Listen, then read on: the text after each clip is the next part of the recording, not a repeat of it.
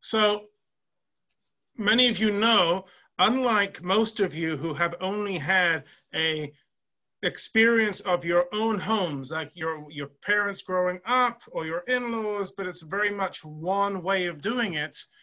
I have been all over the world and I have seen all manner of different customs. So in our home, we have the kibbutz galuyot. We have, if we like a custom, we throw it into our house. And so, although we chant in the Turkish style, which we have now come to love and enjoy, we also have a number of varied Sephardic minhagim.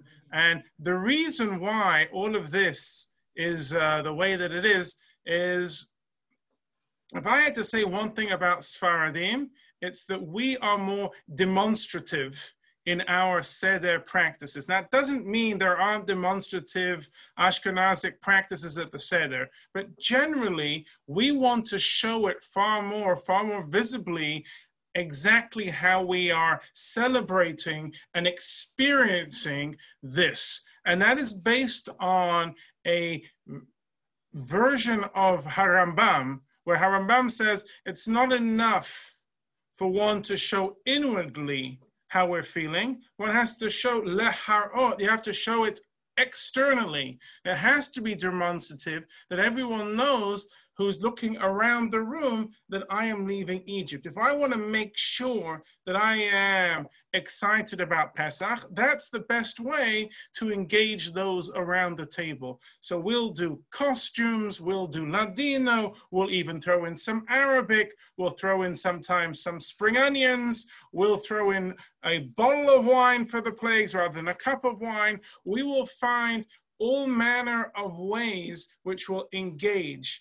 And that is my takeaway message for each and every one of you, which is, if you've always been doing it exactly the same way, it might be the best Pesach Seder ever.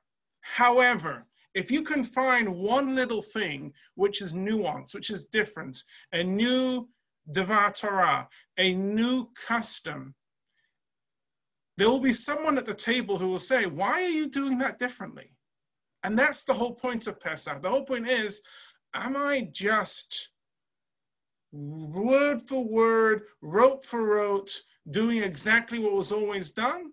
Or am I engaging myself to say, there is something about what I'm doing now, this generation, this year, which is changing me, which is saying 2020, or a year of being under COVID, has changed me. And so therefore, the way that I'm celebrating Pesach, the way that I am commemorating it in my Seder is different. So my plea and my urge you is, if you've learned something tonight, I've learned a lot, especially Rabbi Varen's different makamim for Hodul Hashem Kitov, but if you've learned something new, which you didn't know before, take it in and think about that. Like I was thinking a lot about Rabbi Greenspan's interpretation about not labeling and how we can treat different individuals differently rather than thinking they have to be taught the same way.